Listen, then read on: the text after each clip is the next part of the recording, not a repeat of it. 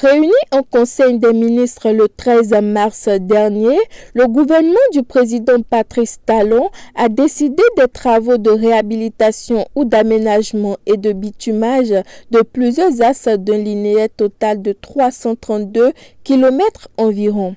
Parmi ces axes se trouve celui d'Adjaha à Tiémé et ses bretelles qui font soin 10 km de travaux à réaliser.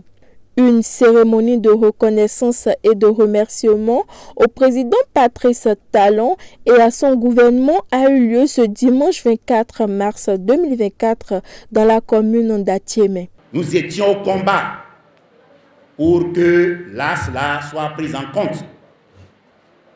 Et fort heureusement, le Conseil des ministres du 13 mars dernier 2024 a lancé et a énuméré l'ensemble des axes routiers programmés pour démarrer cette année 2024 sur toute l'étendue du territoire national. Plusieurs axes sont programmés, dont celui-là qui est proche de nous.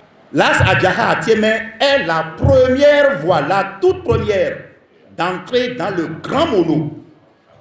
Et vous le savez bien, quand nous disons Grand Mono, cela signifie le mono actuel et le Koufo actuel.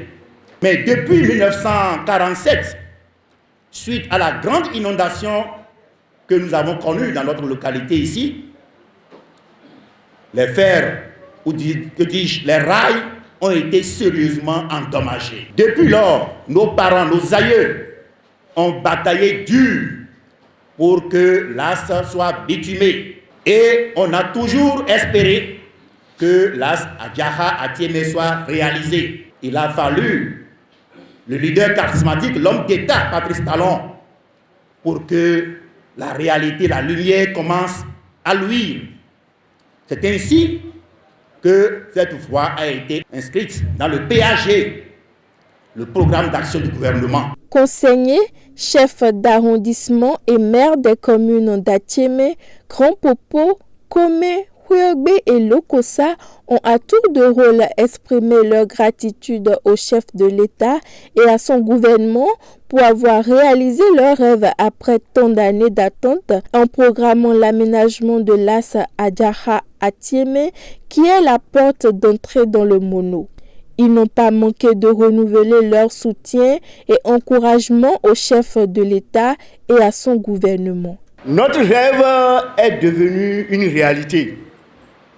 Mon collègue de Djanglamé, combien de fois, quand nos communautés respectives, la traversée c'est un problème.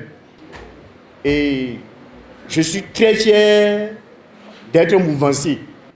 Nos parents nous ont raconté donc, le passé florissant de l'axe-là. Et je crois qu'aujourd'hui, si quelqu'un doit être fier, c'est bien nous.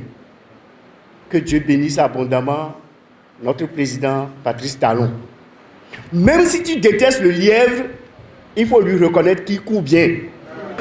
L'honorable député Roselyne Daïko me charge de nous dire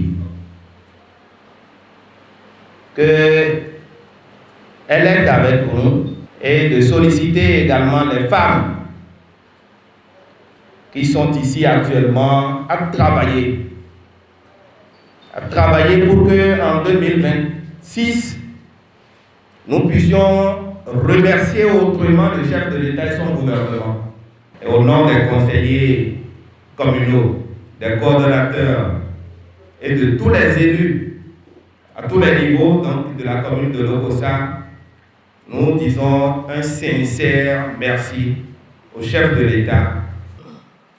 Il est vrai, par rapport à cette voie aujourd'hui, il y a eu beaucoup de choses, beaucoup de supputations.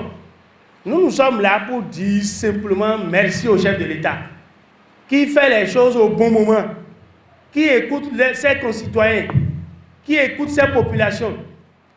Il n'y a pas seulement à Tiémé ici. Nous qui sommes réunis ici, nous avons quitté Lokossa, nous avons quitté Huogbe, nous avons quitté Komé, Grand Popo, et nous-mêmes d'Atiémé, nous sommes là pour quand même dire notre gratitude au chef de l'État et son gouvernement. Vice-président du parti politique Bloc républicain, l'honorable Amanvi Joseph Anani salue les efforts fournis par le chef de l'État et son gouvernement dans le secteur des infrastructures routières et exhorte les populations à continuer à faire confiance au gouvernement Talon.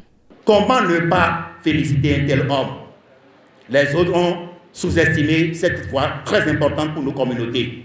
Mais Talon, il dit non, partout, il faut nécessairement désenclaver les populations. Et nous devons tirer chapeau à cet homme qui travaille dans toutes les localités du Bénin, sans considération politique, je vous en prie.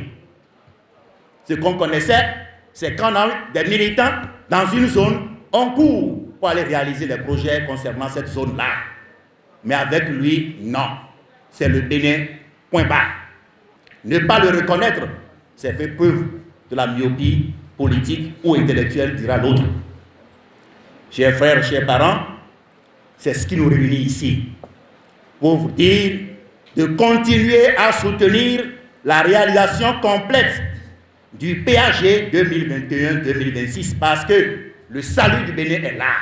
Après plusieurs années d'attente, c'est une véritable joie pour les populations d'Atiémé, de Grand Popo, Komé, Huogbe et Lokossa de savoir que leur principal souci a été pris en compte, car les souffrances que leur inflige cette voie dégradée à Djaha Atiémé seront bientôt conjuguées au passé.